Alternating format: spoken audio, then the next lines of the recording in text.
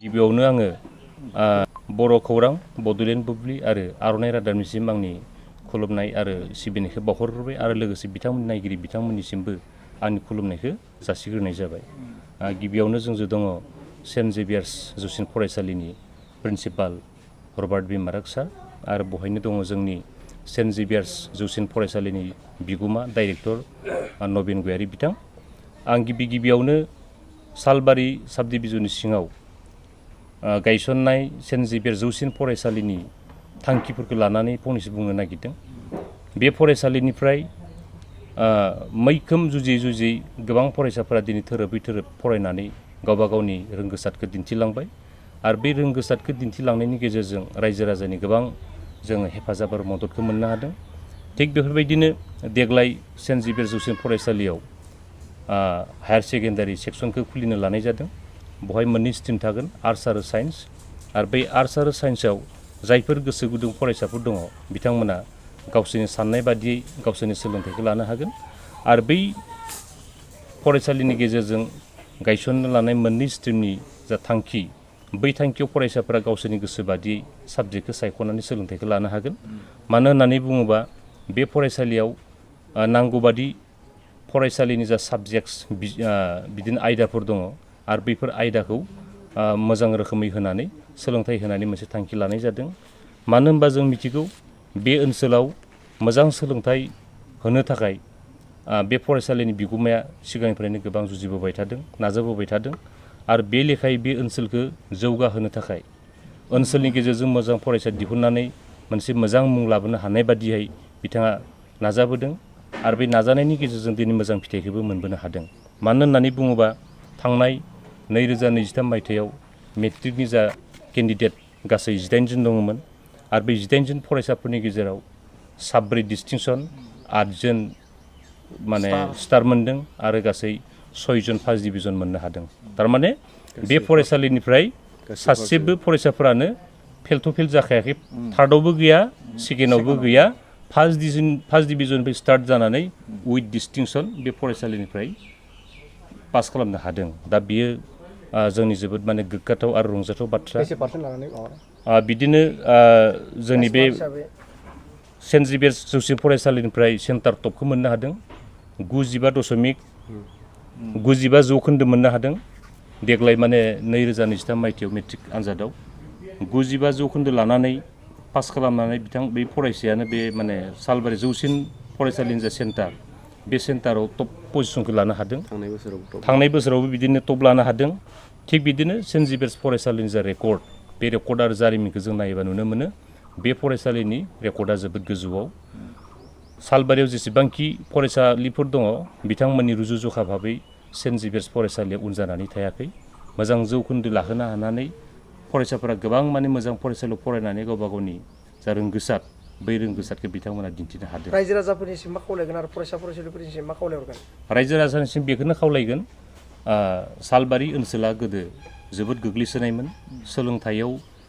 माने मोजां रेकर्ड गैयामोन होननानै जों बुंनो हायो। नाथाय सेन्ट जेभियार्स बायदि फरायसालिया दिनै गायसनजानायनि उनाव सोलोंथाइयाव गोबां माने कम्पिटिसन जुजिलायनायनि मोनसे थासारिखौ जों नुनो मोन्दों। दा बेखायनो ओनसोलनि अनगायैबो गुबुन गुबुन फरायसाफ्रा जोंनि सालबारि ओनसोलाव फरायनानै जाहाथे भबिष्यत मोजां जाहैनो हायो, जाहाथे ओनसोलनि निखावरि न'खरनि फरायसाफ्रा फरायनानै मोजां माने गियान लाहैनो हायो, सोलोंथाइ लानो हायो, थिग बै नोजोर थांखिखौ लानानैनो बे फरायसालिखौ गायसननाय जादों। आरो जों मिथिगौ जोंनि निखावरि न'खरनि फरायसाफोरा टाउन सहराव थांनानै फरायहैनो हाया, गिदिर गिदिर कलेजफोराव थांनानै फरायनो थाखाय गोबां फैसा नांगौ। आरो बेफोरखौ नायनानै सेन्ट जेभियार्स बायदि फरायसालिया दिनै ओनसोलनि निखावरि न'खरनि फरायसाफोरखौ मोजां सोलोंथाइ होनानै बेयाव माबा मोनसे रेहायफोर थागोन नामा? रेहाय थागोन, थारैनो रेहाय थागोन। बहाय नांगौ रोखोमनि रेहाय होनाय जादों। बहाय होनाय जादों सेन्ट जेभियार्स जौसिन फरायसालियाव देग्लाय साइन्स आरो आर्ट्सआनो जा बहाय जाय एडमिसन लानो फैगोन, एडमिसन लानो फैनाय BPL न'खरनि 90 जौखोन्दो मोननाय फरायसानो कमप्लिटलि फ्रि होनाय जागोन। बिथांमोना मान्थलि जाहोनो गोनां फिस बेखौबो रेहाय मोननाय जागोन। आरो थिग बिदिनो 80 जौखोन्दो मोननाय BPL न'खरनि फरायसानो 50% रेहाय होनाय जागोन। थिग बिदिनो आरो टिउसन फिया बिदिनो 50% जागोन रेहाया। आरो थिग बिदिनो एडमिसनावबो बिथांमोननो बे रेहायखौ होनाय जागोन। आरो थिग बिदिनो 75% मोननाय BPL न'खरनि फरायसानो माबा होनाय जागोन 40% माने रेहाय होनाय जागोन आरो थिग बिदिनो इयाव जा लिरखानाय दंखायो आरो थिग बिदिनो 75 40% होनाय जाबाय आरो बिदिनो 60 जौखोन्दो मोननाय फरायसाफोरनो 20 माने जौखोन्दो रेहाय होनाय जागोन आरो थिग बिदिनो 45 जौखोन्दो मोननाय फरायसानो माने 10% हाय रेहाय होनाय जागोन दा बे बेलायाव आं सानदों जोंनि ओनसोलनि फरायसाफ्रा बेखिनि रेहायखौ लानानै निश्चय गावनि जिउनि थांखिखौ मावफुंनो हागोन गावनि जिउनि थांखिसिम सौहैनो हागोन आरो जों खालामो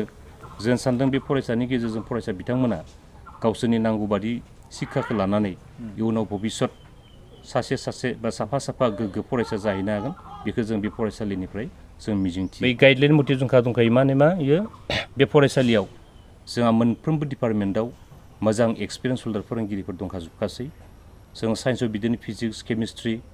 बाय'लजि मेथ्स बेफोर साबजेक्टआ जोंहा थाखाजोबखागोन आरो बिदिनो आर्ट्सआव बिदिनो इक'नमिक्स पलिटिकेल साइन्स जिअ'ग्राफि आरो बिदिनो हिस्ट्रि इडुकेसन थिग बेफोर साबजेक्टआ दंखाजोबखायो आरो बेफोर साबजेक्टनि थाखाय जोङो साफ्रोमबो माने एक्सपार्ट एक्सपिरियेन्स जों फोरोंगिरिखौ अलरेडि लाबोखानाय जाखाजोब्बाय जोङो सासे नङा जों मोनसे साबजेक्टआव जों हानायमानि जों सानैनिफ्राय साथामहालागै जों फोरोंगिरि होनायनि जों सिन्था खालामदों मानो होननानै बुङोबा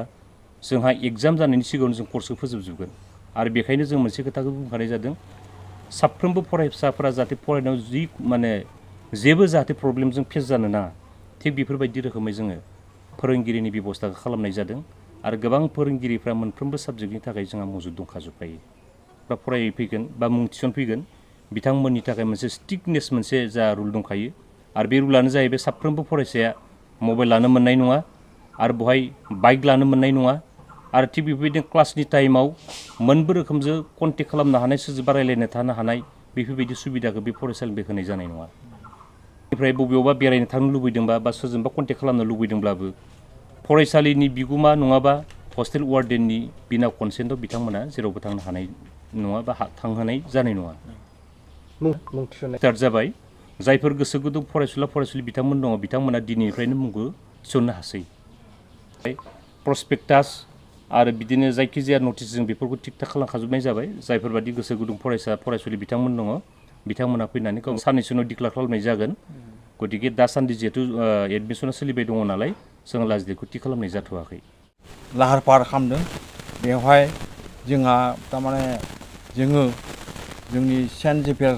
जा बोसोरथामसो जाबाय जोंना रिजाल्टआ गाहाम बे बोसोराव जोङो थारमाने आर्ट्स आरो साइन्स स्ट्रिम मोननैखौबो जोङो स्टार्ट खालामनो नाजादों बेवहाय जोङो एडमिसन लानायाव माने खायसे सर्त होगोन थारमाने फ्रि एडमिसन बेवहाय जोंनि जिहेतु बर' ससाइटिया रांखान्थियाव ओरैनो गोग्लैसोनाय बेनिखायनो फरायसाफोरनि गार्जेन बिमा बिफाखौ जोङो खावलायनो नागिरदों जाहाथे जोंनि बे सेन्ट जेभियार फरायसालियाव माने गावसोरनि फरायसाफोरखौ एडमिसन होयो बिनि थाखाय जोङो प्रेस मिडियाजों रायजो राजाखौ मिथिहोनाय थाखाय जोङो दिनै लाहार फाहार खालामदों आरो बेवहाय बे रिजाल्टआव गासै केन्डिडेटआ